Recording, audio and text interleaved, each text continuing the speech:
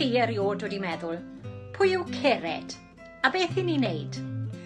Cered yw menter iaith Geredigion. A'n gwaith ni yw hybu a datblygu'r Gymraeg fel iaith gymunedol ar draws Geredigion. Ni'n gwneud hyn trwy drefnu neu gefnogi gweithgareddau a chydweithio gyda phartneriaid i ddatblygu prosiectau cyffrous ac arloesol.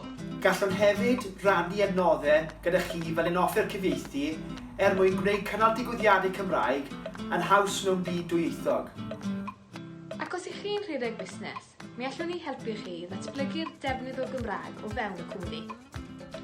Beth bynnag eich gallu ieithyddol, beth bynnag eich cefndir, mae Cered yma i'ch helpu chi.